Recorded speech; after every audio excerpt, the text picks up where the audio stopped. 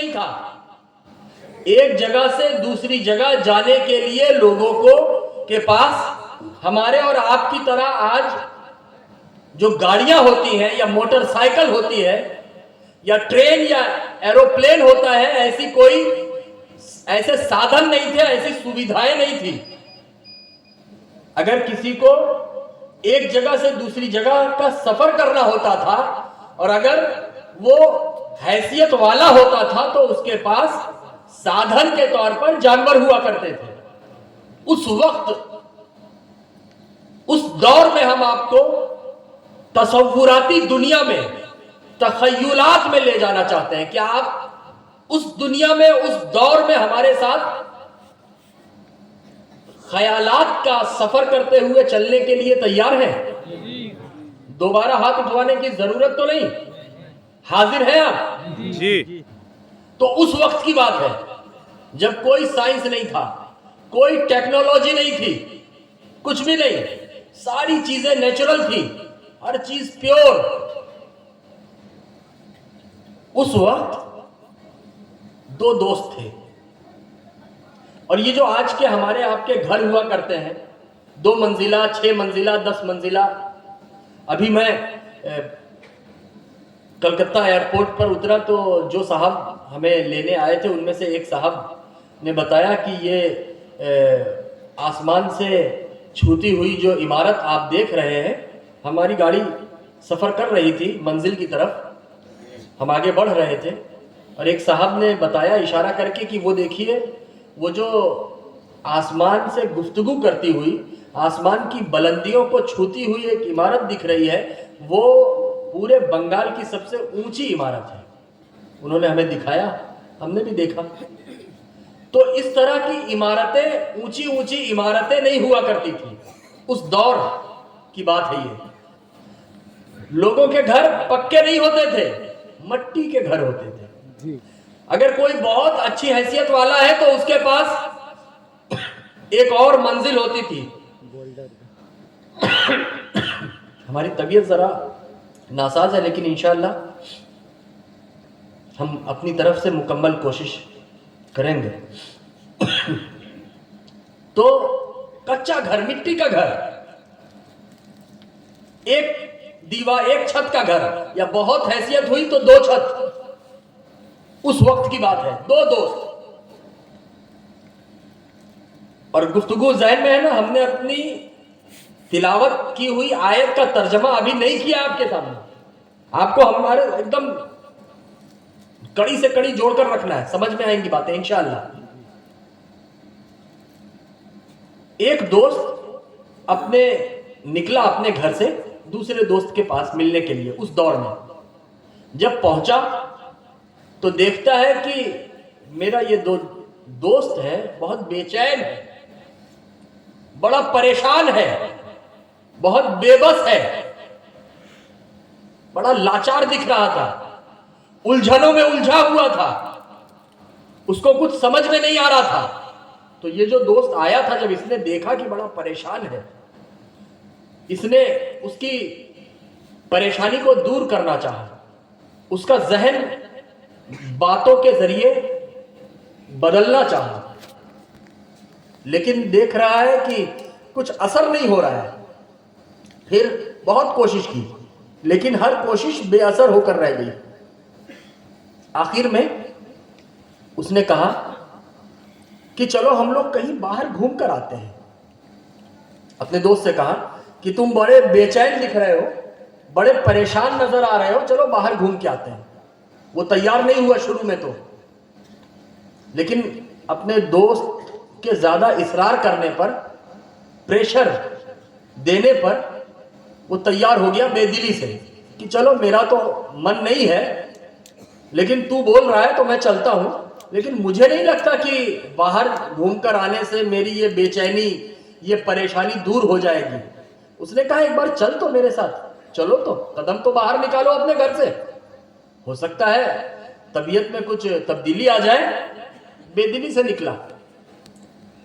اب چلتے چلتے یہ لوگ اپنے گاؤں سے جب باہر ہوئے، مکمل سمجھ رہے ہیں نا آپ، اپنے گاؤں سے جب باہر ہوئے تو گاؤں کے باہر سمندر کے کنارے پہنچے. اب مجھے شاید آپ کو بتانے کی ضرورت نہیں ہے کہ ہمارے شہر یا گاؤں کے اندر کی فضا، آب و ہوا، موسم، ایٹماسفیئر، گاؤں کے اندر کا موسم اور مزاج اور سمندر کنارے کا موسم اور مزاج میں کیا فرق ہوتا ہے، شاید مجھے آپ کو بتانے کی ضرورت نہیں ہے نا. کھلا موسم ہوتا ہے، ہوا بھینی بھینی چلتی رہتی ہے. جب یہ دونوں دوست وہاں پہنچے تو ظاہر سی بات ہے کھلا ہوا موسم دیکھا، تا حد نگاہ پانی ہی پانی، جو خدائے وحدہ لا شریک کی جانب سے دی ہوئی اپنی ذمہ داریوں کو وہ لہر مارتا ہوا سمندر نبھا رہا تھا. یہ دیکھ رہے ہیں دونوں دوست، سہانی سہانی بھینی بھینی ہوا چل رہی ہے. اب یہ اس دوست نے کہا بیٹھ جاؤ یہی. دونوں بیٹھ گئے. طبیعت میں ذرا فرحت محسوس ہوئی، طبیعت بحال ہونے لگی، طبیعت خوشگواری کی طرف سفر کرنے لگی، طبیعت ذرا اچھی ہونے لگی اس کی جو پریشان تھا. اب اچانک ان دونوں دوستوں کی نظر اپنے قدم کی طرف، اپنے پیٹھ پر حد سے زیادہ سامان لاد کر آگے بڑھتی ہوئی چینٹی پر پڑی. ایک چینٹی جس نے اپنی پیٹھ پر حد سے زیادہ سامان لادا ہوا تھا. ان دونوں کی نظر ایک ساتھ اس چینٹی پر پڑی اور دیکھ کیا رہے ہیں کہ وہ چینٹی اس طرف بڑھ رہی ہے جس طرف سے ہوا آ رہی ہے. بہت غور سے سنیے گا، جس طرف سے ہوا آ رہی ہے اسی طرف وہ چینٹی بڑھ رہی ہے. اب یہ دونوں دیکھ رہے ہیں کہ وہ چینٹی 2-4 قدم آگے بڑھاتی ہے، پھر ہوا کی وجہ سے اس کے پیٹھ پر جو سامان لدا ہے وہ گر جاتا ہے. پھر وہ اٹھاتی ہے اور پھر سامان کو لاد کر پھر بڑھنا شروع کرتی ہے. 2-3 مرتبہ ایسا ہوا، 2-3 مرتبہ. لیکن جب ہر کوشش ناکام ہوتی ہوئی اس چینٹی کو محسوس ہوئی تو اچانک اس بار پھر سے اس چینٹی نے اپنے پیٹھ پر لدا ہوا سامان جو گر گیا تھا اس کو پھر سے لادا اور اپنے رخ کو پھیر دیا. اب جس طرف کی ہوا بہ رہی تھی اسی طرف پیٹھ پر لادا ہوا سامان رکھ کر وہ چینٹی اپنے قدموں کو آگے بڑھانے لگی.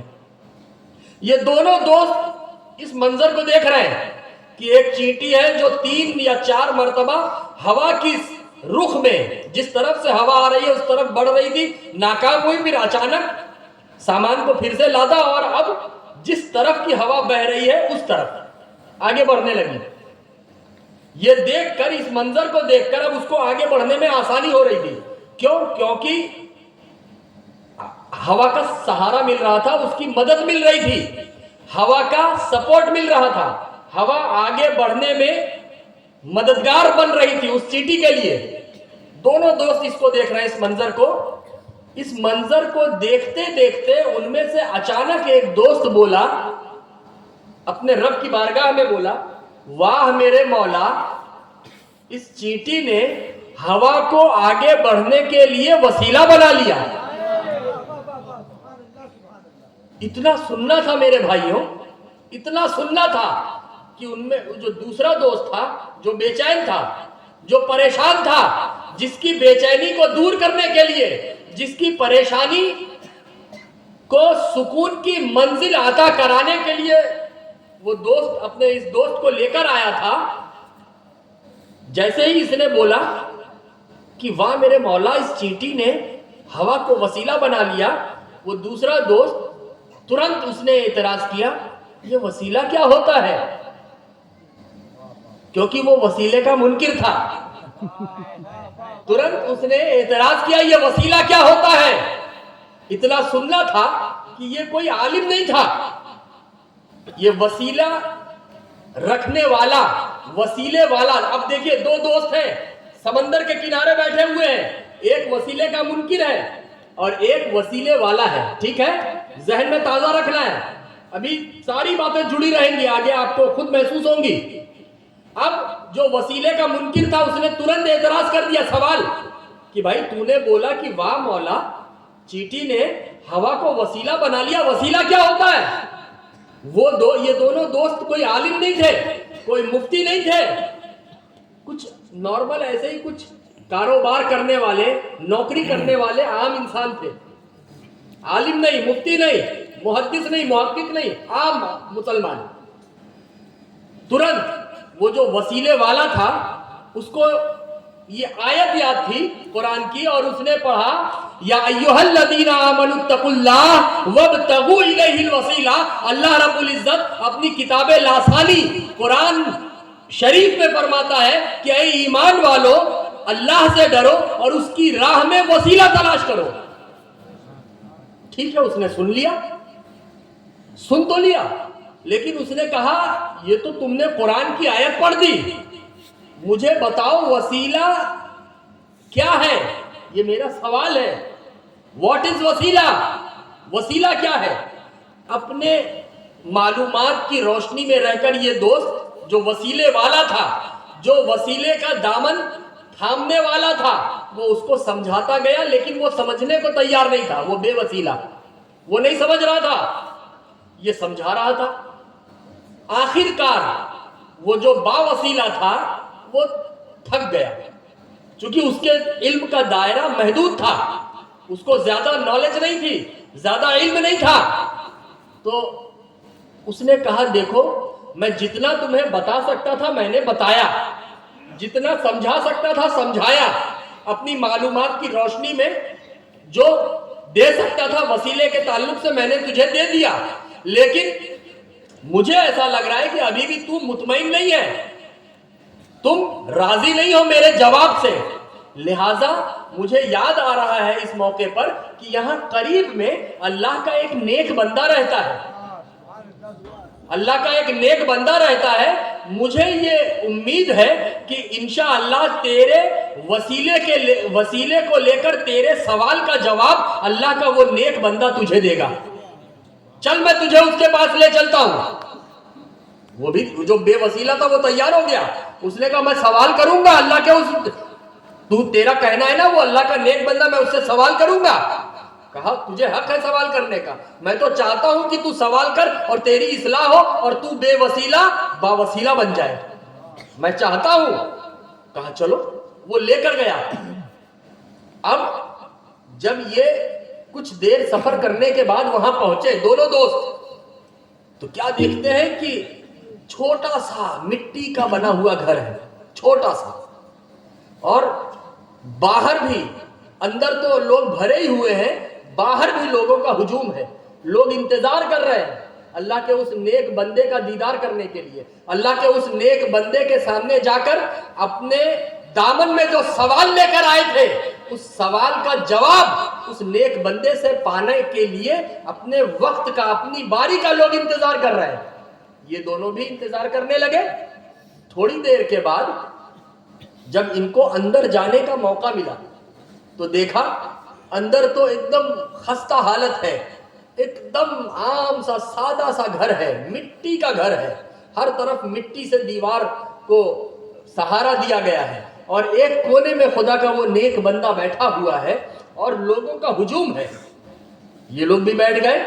جب ان کی باری آئی تو وہ جو وسیلے والا دوست تھا اس نے مختصر میں پوری بات دہرا دی کہ ہم دو دوست ہیں, میں اس کے گھر گیا, یہ بڑا بے چین تھا, پریشان تھا, میں نے اس کو کہا چلو گھوم کر آتے ہیں. ہم سمندر کے کنارے گئے, وہاں بیٹھے تھے, دیکھا کہ ایک چیٹی ہے جو اپنے پیٹھ پر بہت زیادہ وزنی سامان, کھانے پینے کا کوئی سامان تھا, اس کو رکھ کر جس طرف کی ہوا آ رہی تھی اسی طرف بڑھ رہی تھی. 3-4 مرتبہ وہ چیٹی آگے بڑھی لیکن ناکام ہو گئی. تو اچانک اس چیٹی نے پھر اپنے رخ کو بدل لیا. اب جس طرف کی ہوا بہ رہی تھی حضرت جی اسی طرف وہ بڑھنے لگی. اس منظر کو دیکھ کر ہم دونوں دیکھ رہے تھے, اس منظر کو دیکھ کر ہم دونوں میں سے میں بولا واہ میرے مولا, اس چیٹی نے آگے بڑھنے کے لیے ہوا کو وسیلہ بنا لیا. میرا اتنا بولنا تھا کہ یہ میرا دوست ہے, اس نے یہ وسیلے کا منکر ہے. یہ تو وسیلے کو ماننے کو تیار نہیں، اس نے اعتراض کر دیا، اس نے سوال کر دیا کہ وسیلہ کیا ہوتا ہے. اس نے جیسے ہی مجھ سے پوچھا تو میں نے قرآن کی آیت کی تلاوت کر دی، یا ایھا الذین آمنوا اتقوا اللہ وابتغوا الیہ الوسیلہ. لیکن وہ بول رہا ہے کہ قرآن کی آیت تو تو نے تلاوت کر دی، میں اس کا انکار نہیں کروں گا، لیکن مجھے وسیلے کے بارے میں سمجھا.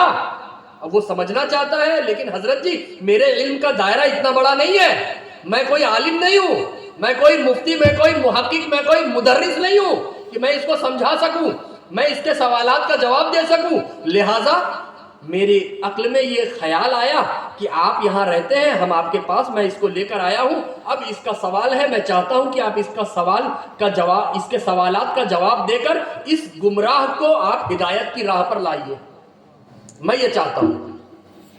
تو کہا سوال کر.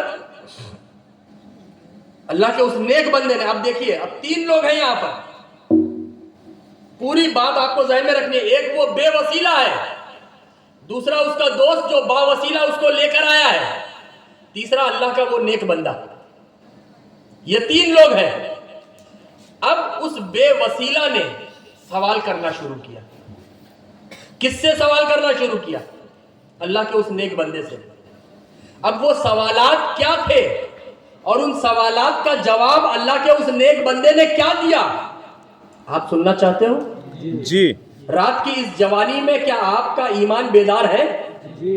دوبارہ مجھے کیا ہاتھ اٹھوانے کی ضرورت تو نہیں پڑے گی نا؟ آپ کے جسم کی طرح آپ کا دل اور دماغ بھی حاضر ہے.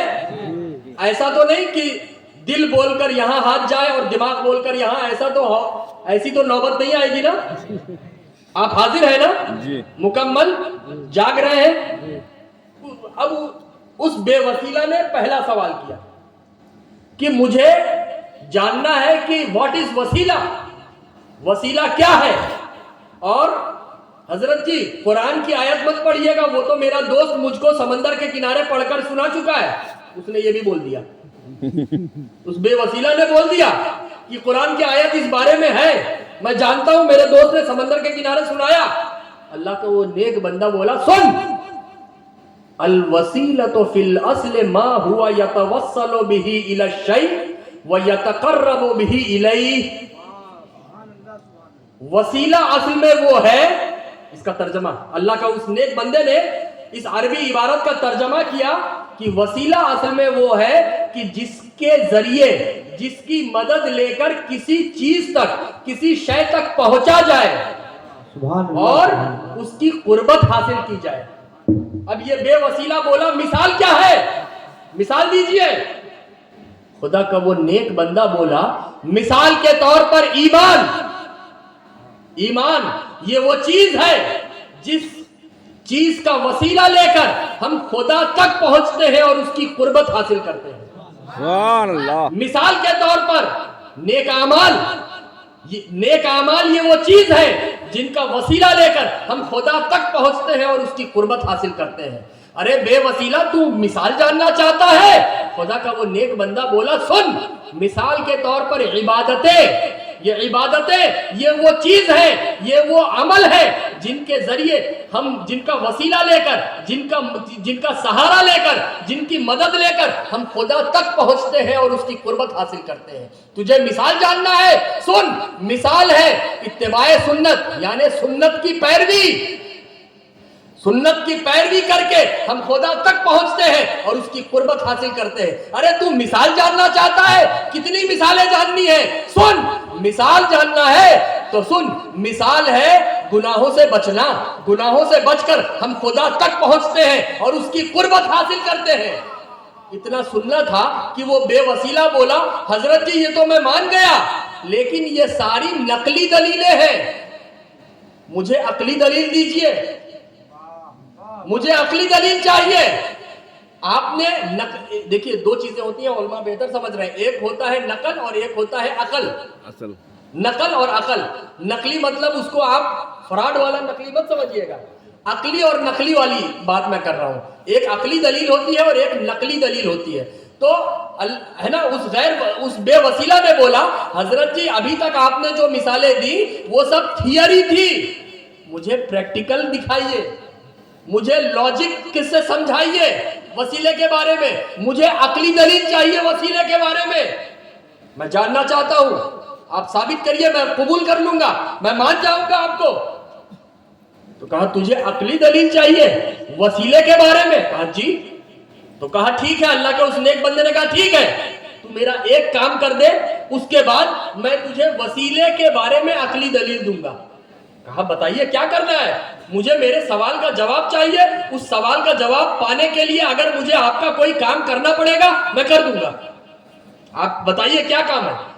कहा मैं इतना चाहता हूं कि तू ये देख, मेरा छोटा सा घर है मट्टी का, ये देख ऊपर छत दिख रही है, और ये देख बांस से जोड़ जोड़ कर मैंने एक सीढ़ी बनाई है, मैं चाहता हूं कि तू उस छत पर जा।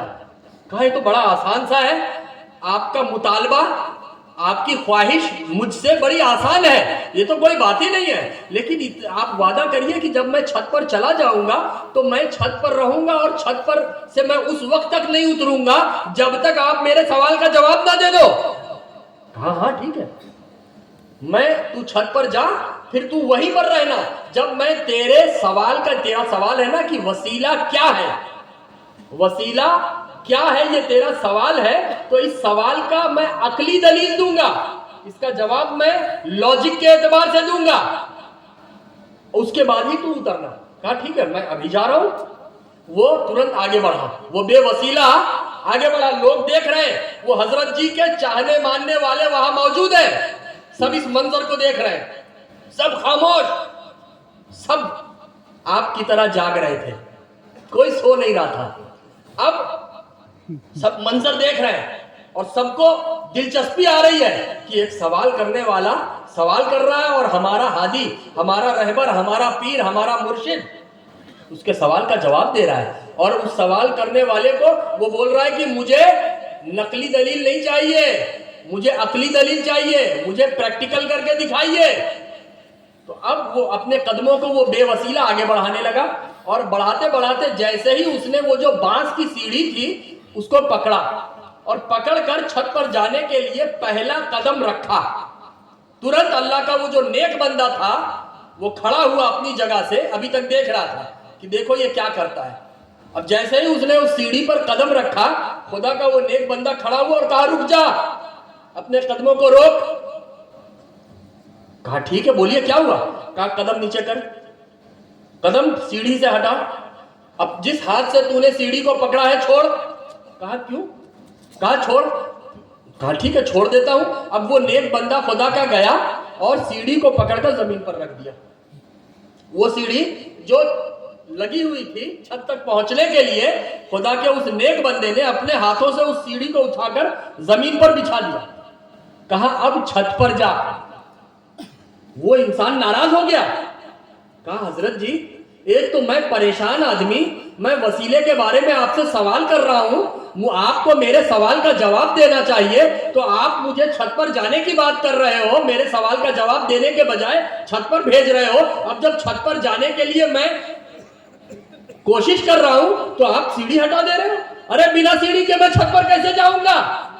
कैसी बातें आप कर रहे हो? सुभान अल्लाह। अरे मुझे छत पर जाने दो, मुझे मेरे सवाल का जवाब चाहिए। जवाब मिल गया। जानते हो खुदा के उस नेक बंदे ने क्या कहा? जवाब मिल। अरे अहमद, जब तू इंसान की बनाई हुई छत पर सीढ़ी के वसीले के बिना नहीं पहुंच सकता, तो रहमान की बारगाह तक रसूल कायनात के वसीले के बिना कैसे पहुंच सकता है? नारे तकबीर, अल्लाह अकबर, या रसूल जिंदाबाद। सल्लल्लाहु अला नबी उम्मी वालिही व बारिक व सल्लिम सलातो व सलाम अलैका या रसूल अल्लाह सल्लल्लाहु ताला अलैहि वसल्लम। उस बेवसीला की आंखें खुली रह गई, उसका मुंह, उससे कुछ जवाब नहीं बन पा रहा था, उसको बातें समझ में आने लगी। क्या कि जब तू इंसान की बनाई हुई, हम इंसानों की बनाई हुई छत पर सीढ़ी के वसीले के बिना नहीं पहुंच सकता, तो रहमान की बनाई हुई बारगाह तक, जो बारगाह रहमान ने बनाई है, खुदा ने बनाई है, रहमान की बनाई हुई बारगाह तक उसके रसूल आजम के वसीले के बिना कैसे पहुंचेगा? तू वसीले का इनकार कर रहा है? बता पहले, ये इस पर बिना वसीले के पहुंच के बता। اس کے بعد